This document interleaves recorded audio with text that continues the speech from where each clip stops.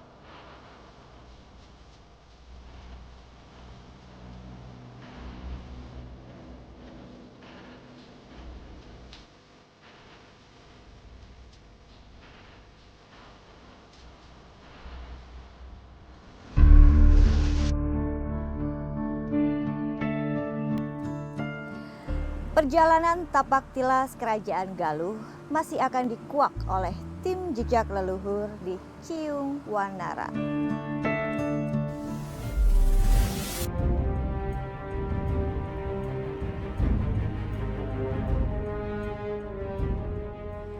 Ini tempat apa namanya, Pak? Ini yang disebut tempat ruang bersalin. Yang dalam cerita legenda rakyat itu dibuang ke sungai, ya di sini dulu Ibu Dewi Naganingrum melahirkan anak yang dibuang itu. Bapak, saya mohon izin untuk merasakan kejadian di masa lalu. Karena dengar ceritanya lumayan ya, jadi melahirkan dan diganti dengan sosok seekor anjing.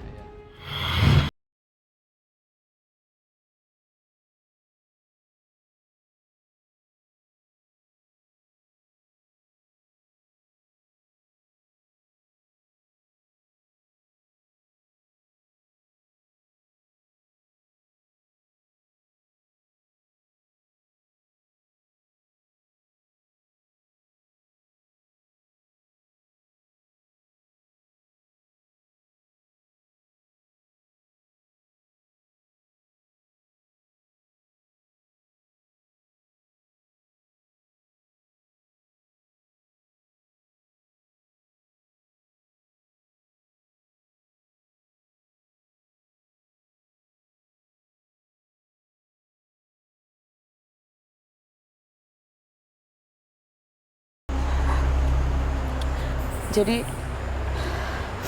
kalau saya rasakan ya Pak ya, aura di sini atau energi di sini pada zaman dulunya itu ada satu kesedihan, kepanikan, tapi di belakang sana ada juga beberapa orang yang tersenyum. Jadi yang tersenyum karena ada memang beberapa pihak yang memang menginginkan hal itu. Hal ini tuh seperti antara direncanakan dan tidak. Direncanakan karena memang untuk menghindari. Ya kembali lagi mungkin itu kenapa tadi Ana ada rasa mohon itu, mohon maaf anjingnya tuh kayak warna hitam. Yang disembelihnya tuh yang memang benar-benar di sini Pak, mohon maaf di sini. Terus kalau saya lihat aura-aura dari permaisurinya itu, padahal itu sosoknya seperti sosok keibuan. Sosok keibuan yang dia dalam rasa tekanan, harusnya ketika orang melahirkan itu bahagia, tapi ada tekanan karena memang ketika melahirkan apabila bayinya seorang laki-laki itu harus dihilangkan karena mungkin lebih ke rebutan kekuasaan ya Pak ya. Jadi mungkin yang tadi diceritakan bahwa permaisuri sehabis melahirkan di sini. Terus bayinya ditukar sama seekor anak anjing untuk mengelabui. Nah, untuk permaisuri raja karena mungkin setelah melahirkan itu letih, terus mengeluarkan energi yang sangat besar. Mungkin permaisuri raja akhirnya menyender di batu yang disebut batu panyandaan.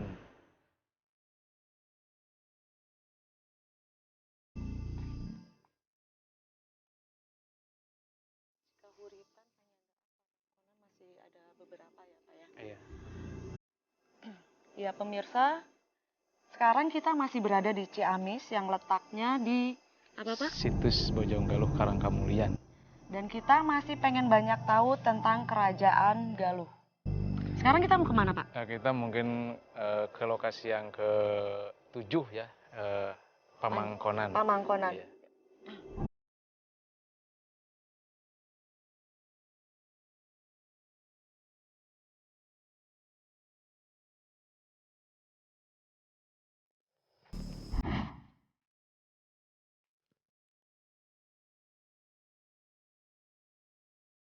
Ini Ini lokasi yang ke-7 yang disebut lokasi Pamangkonan. Pamangkonan. Nah, jadi Boleh masuk, Pak? Ya, boleh. Memasuki lebih dalam situs Ciung Wanara, akhirnya Ana Cike dan Pak Agus tiba di Batu Pamangkonan. Di tempat ini terdapat satu batu bulat yang dahulu ditemukan di Sungai Citandui. Ini sejarahnya apa, Pak? Batu apa? Pamangkonan. Pamangkonan. Jadi kenapa disebut Pamangkonan? Pada zaman Kerajaan Galuh di sini dipakai tempat seleksi atau mengetes. Nah, jadi kalau zaman dulu itu kalau kita ingin mendaftarkan ke kerajaan itu menjadi prajurit atau penggawa kerajaan, disuruh ngangkat batu yang ada di sini. Nah, jadi kalau zaman dulu itu kan kalau kita tidak punya kesaktian, batu ini tidak akan terangkat. Makanya kalau zaman dulu itu kan zaman kerajaan itu zaman perang. Kalau kita tidak punya kesaktian kan itu akan tidak bisa berperang. Makanya dites dulu di sini. Kalau ternyata batu ini bisa diangkat, mungkin dia akan punya kesaktian yang luar biasa. Ya, mungkin untuk mengetes ya, Pak, mengetes, ya, di ruangan pengetesan ini. kerajaan. Ini batunya ya, Pak, ya? Iya.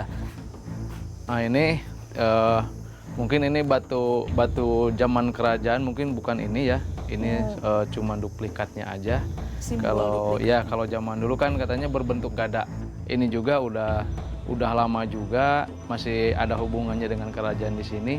Cuman sekarang bukan mengetes lagi caranya. Jadi kalau kita mungkin meminta sama Tuhan supaya batu ini terangkat, tujuannya untuk supaya kita meminta harkat derajat kita itu lebih ringan gitu. Boleh saya coba Boleh. ya, Pak, ya? Jadi caranya begini mungkin. Memperlihatkan dulu tata caranya ya. Ya. Jadi si lutut ini harus neken ke batu ini. Tujuannya apa? Ya. Karena posisi mengangkat batu ini supaya ini lebih kuat gitu. Nah, supaya ini tekanannya kuat, supaya batu ini terasa ringan apa beratnya. Nah, jadi caranya seperti ini. Ya mungkin kita berdoa dulu, meminta sama Tuhan. Mudah-mudahan perjalanan kita itu akan diringankan gitu seperti itu. Ya. Setelah kita berdoa, baru kita angkat batu ini. Jadi diangkat Sampai mana sampai kita melewati ulu hati kita. Oh, Nah, setelah kalau kita waktu ngangkat sampai ke itu mungkin akan terasa diringankan. Mudah-mudahan tujuan kita itu akan dimudahkan. Ya, gitu. jadi Nah, setelah kita ngangkat disimpan lagi ya kalau bisa sampai 3 kali. Tuh, silakan. jadi apa yang dirasakan itu menyimbolkan. Iya, kita waktu ngangkat itu kita rasakan sama diri kita sendiri apa berat apa ringan gitu.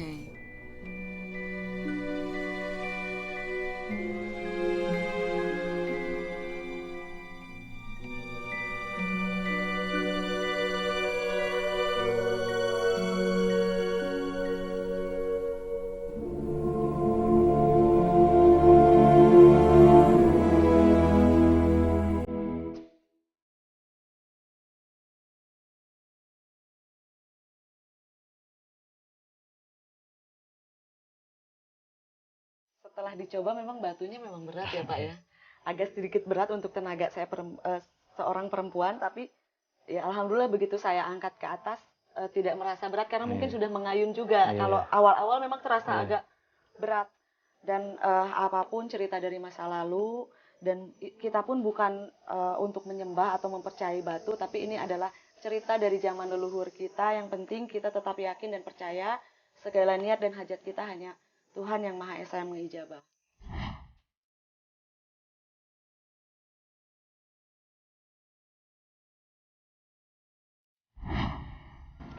Masih menelusuri situs Ciung Wanara yang luasnya mencapai 25 hektar, Ana Cike dan Pak Agus akan melanjutkan perjalanan ke arah Sungai Patimuan. Di sungai inilah sang legenda Ciung Wanara dihanyutkan. Ini sungainya ya, Pak, ya? Ya, ini yang disebut Sungai Patimuan. Ini benar-benar unik ya, Pak, ya? Iya. Jadi pemirsa, ini dilihat dari dekat. keunikan sungai ini memang sangat kelihatan. Jadi sungai ini ada dua warna, satu warnanya coklat, satu lagi abu-abu. Mereka bersatu di tengah-tengah ya, tapi tetap aja warnanya berpisah ya Pak ya. Ya.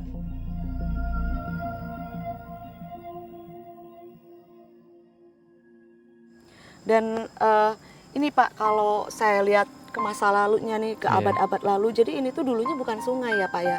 Kalau saya lihat ini sebuah dermaga, memang tempat lalu lalangnya atau berlalu lintasnya kerajaan Galuh, kerajaan Majapahit, dan di sini tuh mereka terkadang membawa barang seperti barter ya, barter dari arah sana, terus bertemunya di sini. Iya, ya karena dulu ini kan Patimuan ini lokasinya agak luas ya, mungkin karena terbawa terkikis oleh air, semakin menyempit. Ya mungkin diduga dulu dipakai tempat dermaga atau tempat transit. Karena zaman kerajaan dulu kan belum ada kendaraan. Betul. Jadi alat transportasinya lewat sungai. Karena ini bisa menghubungkan ke Majapahit. Jadi cara pengiriman barang dari Majapahit ke kerajaan Galuh yaitu lewat sungai. Disinilah dipakai tempat transit.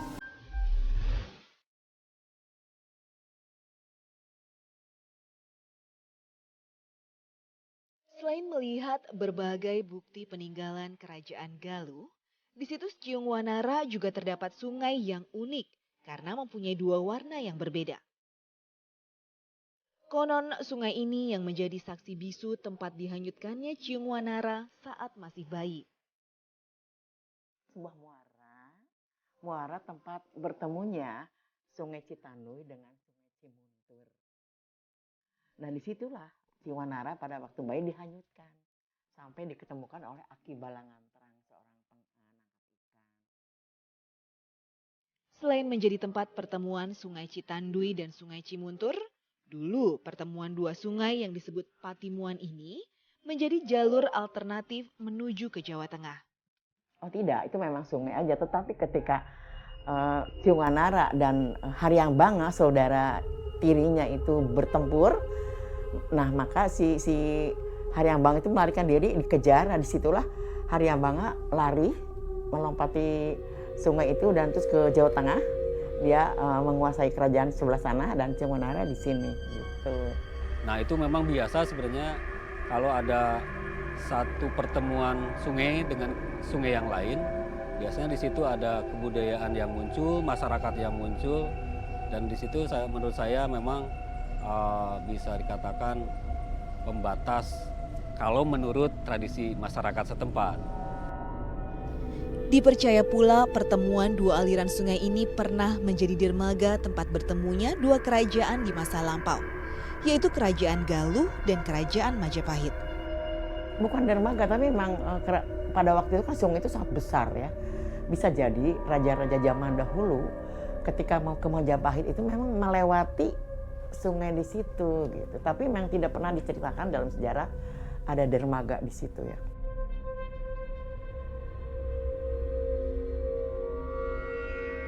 Nah kalau dikaitkan bahwa itu batas antara Galuh dengan Majapahit, kita lihat bahwa kerajaan Galuh itu baru berdiri kan sekitar abad ke-7, 669 Masehi. Sementara kerajaan Majapahit baru berkembang setelah abad ke-13 sampai puncaknya abad ke-14.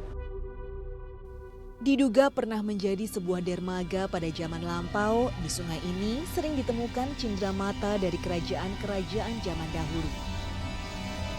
Mungkinkah di tempat ini pula sering terjadi tradisi pemberian cindramata dari tiap-tiap kerajaan? Di banyak kebudayaan biasanya pertemuan dua kebudayaan itu juga memperlihatkan ada selalu komunikasi antar budaya, dalam hal ini antara budaya Sunda dengan budaya Jawa. Nah karena pada masa itu belum ada mata uang seperti sekarang, sehingga kemudian pada masa itu terjadi apa yang disebut dengan integrasi sosial. Zaman dulu kan biasa saling tukar-menukar hadiah. Setiap kali bertamu ke satu negeri, mereka membawa hadiah dan mereka juga pulangnya mereka akan diberikan cindramata.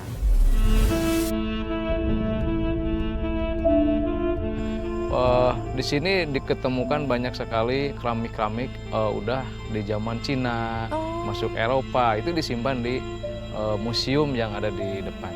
Dan ini Ana penasaran dari awal saya masuk, kita masuk di sini, di arah sebelah sana ya Pak ya, ada seperti sosok yang memperhatikan, sosoknya sepuh gitu, udah tua tapi gagah Pak. Itu siapa ya Pak ya kalau boleh Ya tahu? itu sosok seorang kakek-kakek mungkin itu yang dulu menemukan bayi permisiri raja. Nah, itu mungkin disebut Aki Panyumpit atau Aki Balangan Terang. Berarti bayi Ciung Wanara itu yang memang dibuang ke sungai itu memang ditemukan juga di sini ya Iya, Pak ya? di sebelah sana ada tempat Aki Balangan Terang. Mungkin karena dari sini mungkin tidak bisa terjangkau ke tempat Aki Balangan Terang, ya kita bisa cukup dilihat sampai di sini. Iya. Gitu. Selain itu apa lagi nih Pak keunikan dari sungai ini? Ya, sungai ini karena di pertemuan sungai ini kalau dari kasat mata batin kita kan, kalau sungai di pertemuan ini tempat bertemunya para makhluk halus. Nah, jadi air pertemuan sungai ini bisa dipakai untuk obat. Misalnya kita ada orang misalnya yang kena guna-guna atau kena santet, bisa dimandiin di air pertemuan sungai ini. Cuman harus keambil. Boleh bisa diambil airnya nggak Pak? Boleh. Lihat.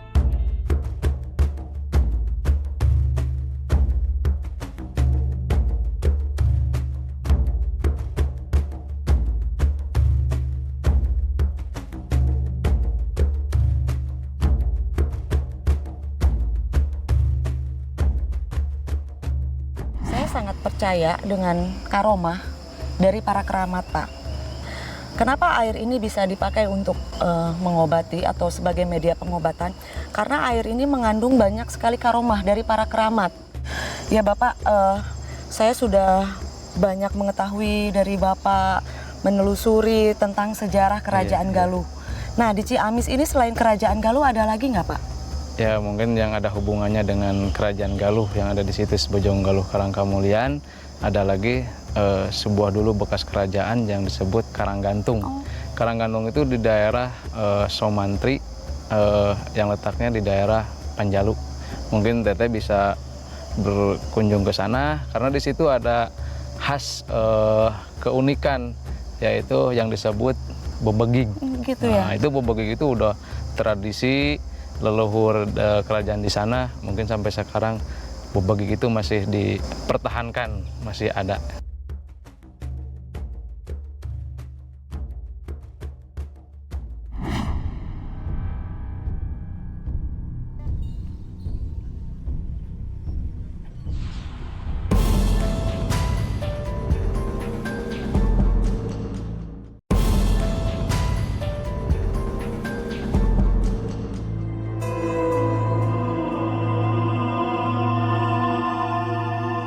Berpindah ke daerah Sukamantri, tim jejak leluhur akan menelusuri peninggalan leluhur yang menjadi kesenian tradisional, yaitu bebegik.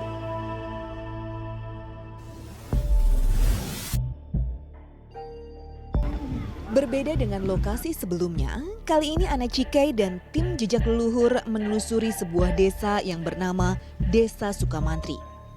Berjalan di tengah hamparan sawah yang begitu hijau, Ana Cikai mencari seseorang bernama Pak Cucu. Beliau adalah salah satu tokoh di Desa Sukamantri yang masih melestarikan kesenian tradisional.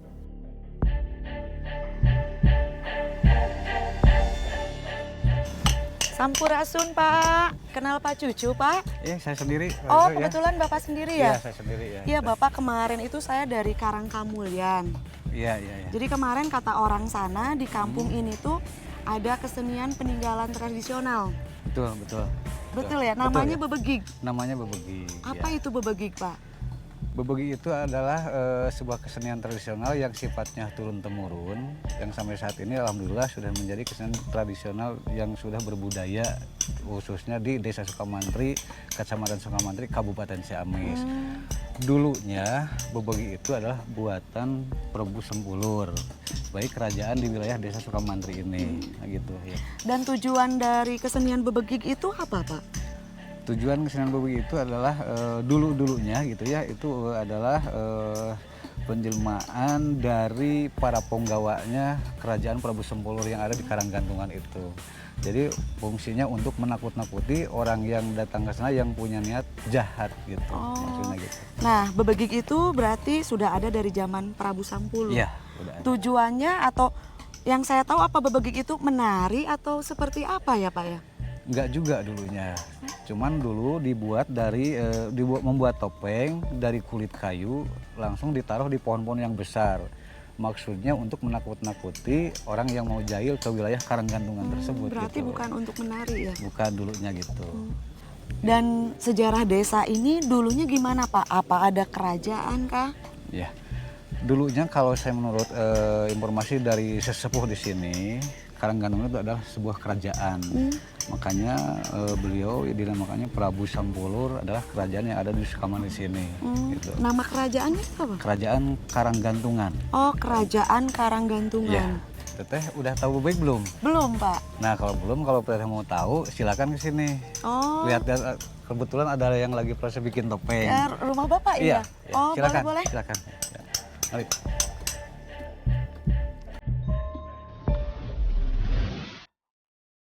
Bebegik Sukamantri.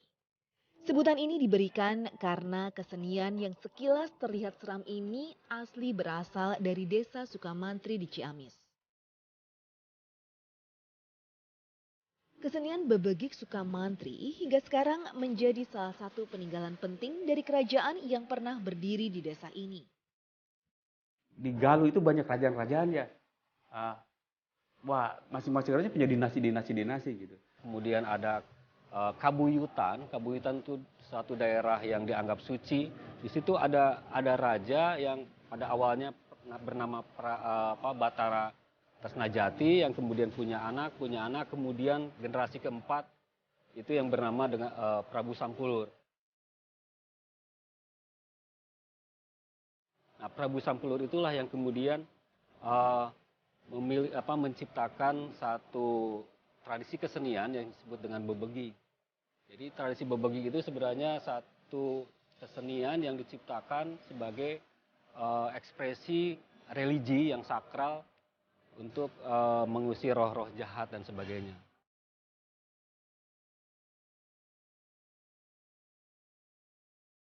Mulanya memang digunakan untuk tolak bala ya, supaya bencana yang akan terjadi tidak menerpa kampung atau tidak menerpa negaranya. Ya, tapi lama-lama bebegik itu digunakan untuk kepentingan pertanian ya.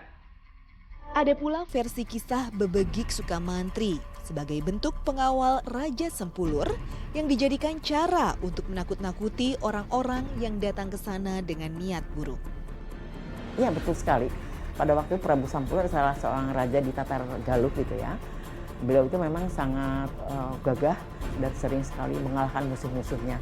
Namun demikian beliau juga menggunakan sarana bebegik itu bukan sebagai penakut-nakutin musuh, tapi juga untuk menjaga lingkungan di kerajaan itu. Memang betul sekali. Makanya sekarang juga bebegik itu menjadi simbol atau kenangan untuk mengingat jasa-jasa Prabu Sampulur gitu.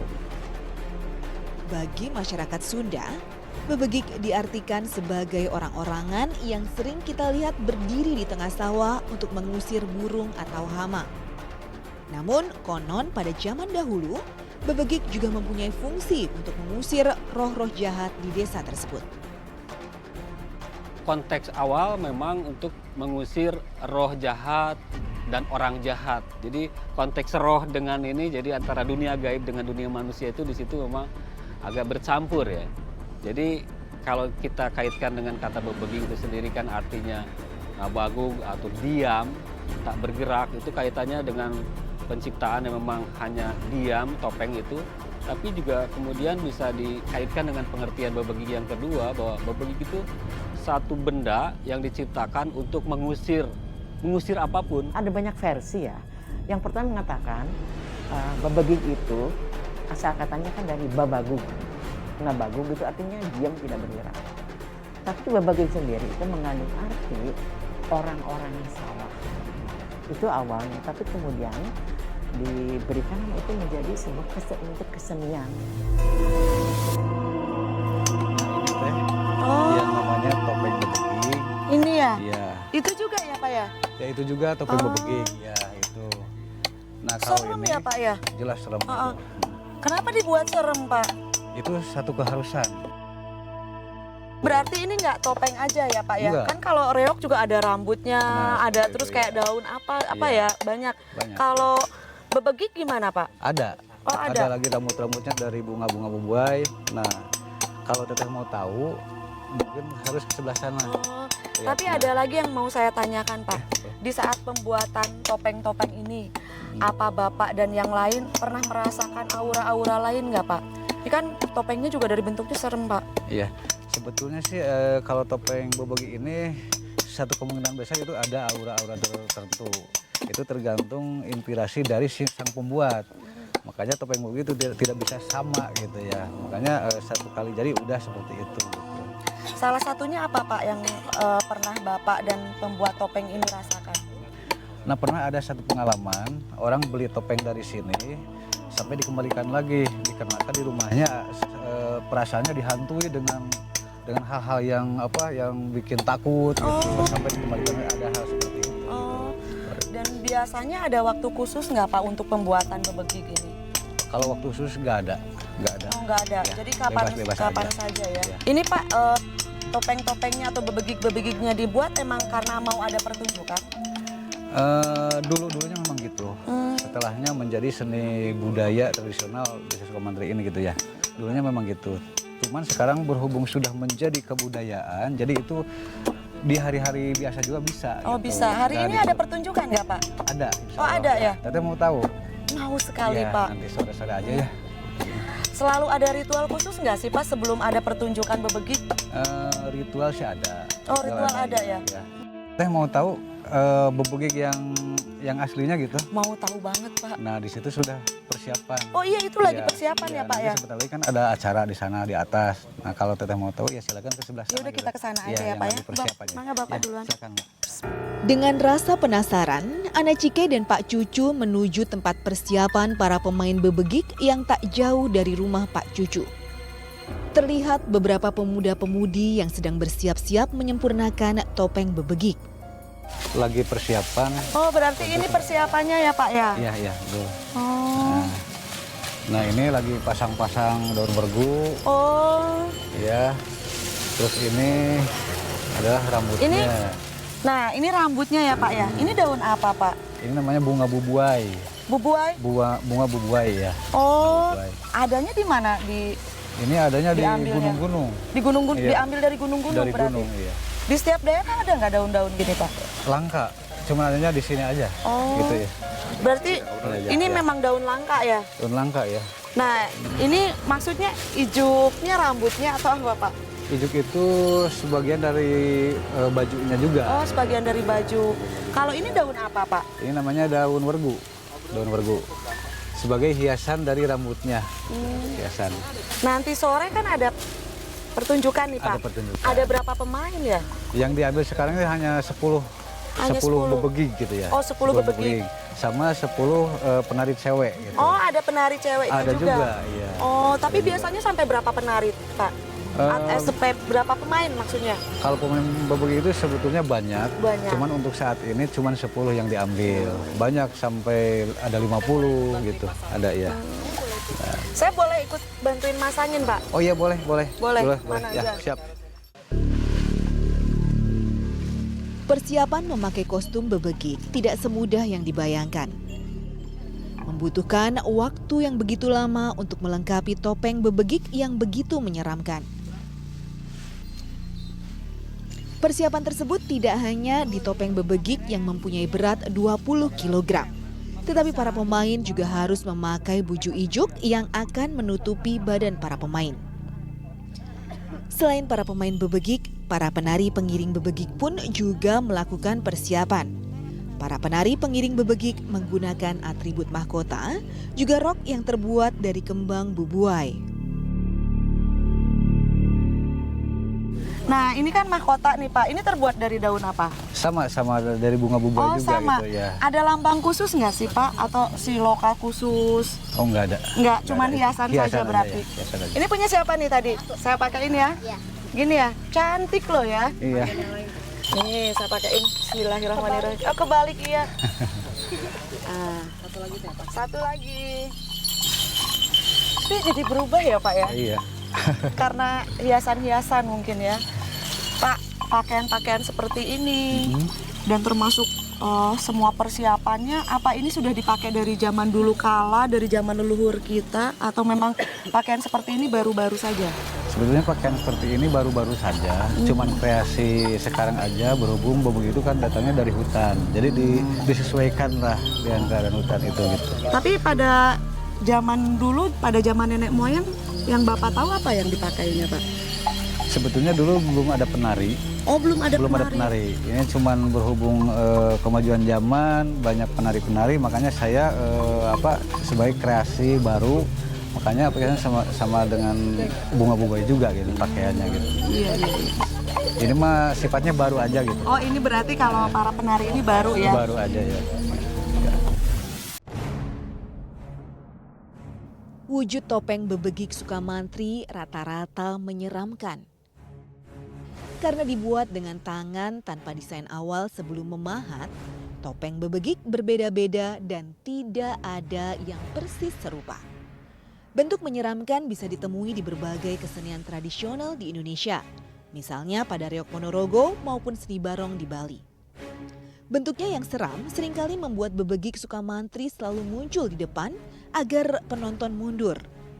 Setahu saya pada awalnya yang dikenalkan oleh Sanca Ronggeng dan Sanca Manik itu hanya topengnya saja ya. Tapi kemudian kreasi tahun 1950 ada salah seorang warga mungkin yang punya kreasi ya, dipakai seperti itulah supaya agak menyeramkan begitu ya. Seperti kesenian tradisional lainnya, ada berbagai ritual yang perlu dilakukan sebelum memulai pertunjukan. Kalau sekarang seni ya untuk seni biasa saja, kalau untuk hiburan. Kalau dulu selain untuk hiburan juga untuk menginformasikan nilai-nilai budaya yang dimiliki oleh masyarakat atau hal-hal yang perlu diketahui oleh masyarakat. Sehingga dalam pelaksanaannya mereka harus ada kekuatan, harus ada pemahaman, harus kecerdasan. Nah itu perlulah kiranya mantra-mantra mengandung unsur mistis itu. Ya, kalau menurut saya, kalau kita lihat secara kasat mata kan, orang bisa membawa beban yang sangat kuat, yang sangat berat, itu pasti tidak masuk akal gitu. Nah, kita kaitkan sebenarnya dengan tradisi leluhur di masyarakat Sunda. Itu di naskah Sunda kuno memang disebutkan bahwa orang-orang Sunda itu sebagian besar lebih memperhatikan hal-hal yang bersifat gaib, yang bersifat spiritualitas dibandingkan hal-hal yang nyata. Salah satu tradisi unik sebelum pertunjukan bebegik Sukamantri adalah topeng bebegik yang harus diletakkan di makam sehari sebelum pertunjukan. Para pemain bebegik Sukamantri mengambil topeng-topengnya di hari pertunjukan sambil mendoakan para leluhur di daerah tersebut. Misalnya ketika mau pertunjukan itu selalu meminta permohonan kepada yang gaib. Jadi orang atau yang bertindak sebagai pemain kesenian itu sebenarnya hanya sebagai mediator atau sarana untuk turunnya kekuatan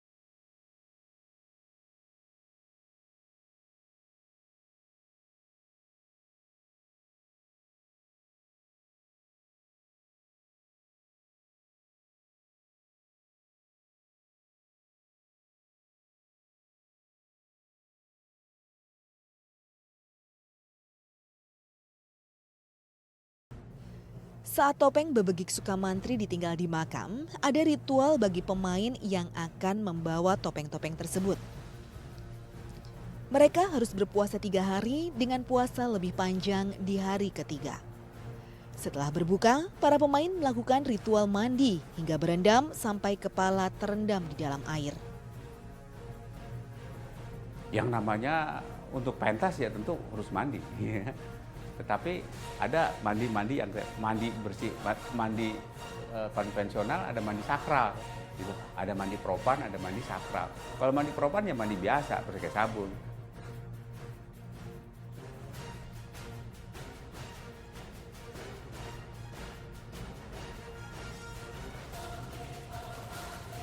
Sepertinya begini ya, setiap atau hampir semua kesenian tradisi ini diindikasikan selalu menggunakan sarana mistis untuk tujuan tertentu. Kalau dalam ini bebegik itu memang memerlukan tubuh yang kuat karena dia harus menggunakan topeng atau kedok yang kurang lebih 20 kilo. Itu kedoknya saja, belum lagi tanaman-tanaman yang berjumlah-jumlah di kepalanya. Ya memang kurang lebih 40 kiloan lah dia bisa. Nah kalau seorang anak kecil sebegitu memang harus kuat. Saya tidak tahu pasti, tapi dalam beberapa artikel disebutkan memang selalu ada hal-hal yang berbau mistis, misalnya dengan menggunakan mantra-mantra tertentu supaya anak itu kemudian agak kehilangan kesadaran dan seolah-olah dia mengangkat benda itu ringan-ringan saja gitu. Supaya jiwanya bersih ya, maka kalau jiwanya bersih, roh jahat akan tidak akan tertarik untuk masuk. Justru kekuatan, kalau bukan roh ya, energi positif yang akan masuk.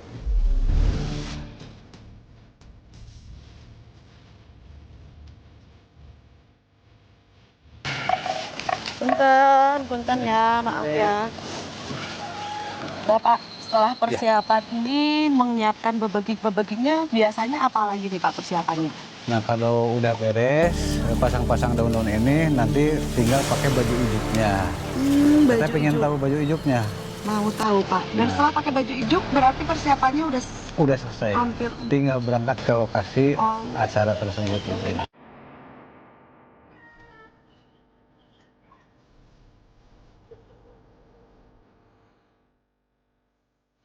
Ini saja.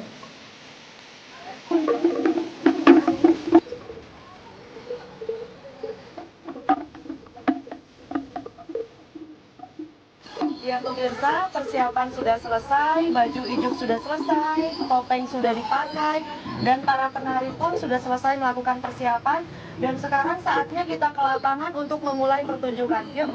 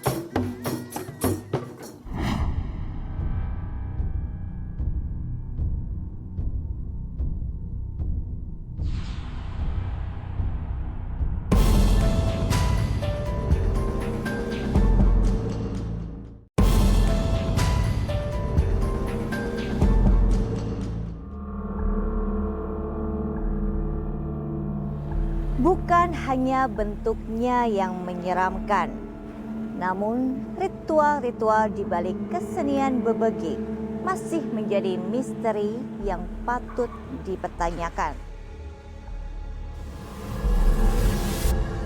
Dengan berat hampir mencapai 40 kg, para pemain bebegik pun berjalan hampir 1 km menuju ke lapangan terbuka. Antusiasme warga desa Sukamantri pun terlihat saat iring-iringan para pemain dan penari bebegik melintas di depan rumah mereka. Hingga di suatu titik, para pemain dan penari bebegik disambut oleh alunan musik yang juga menghantar mereka menuju ke lapangan tempat pementasan bebegik. Bapak, ini kenapa kita berhenti di sini Pak? penyambutan musik. Ini musik pengiring bebegik ini. Khasnya ini. Namanya apa, Pak? Musik beduk aja. Ya pemirsa, sebelum kita sampai ke lapangan, ternyata di tengah jalan kita berhenti karena ada sambutan sebuah musik. Dan musiknya adalah namanya musik beduk. Jadi musik ini dipergunakan untuk mengiring acara kesenian bebegik. Lanjut boleh ya Pak ya? Boleh. Kita lanjut yuk, bismillah, ayo.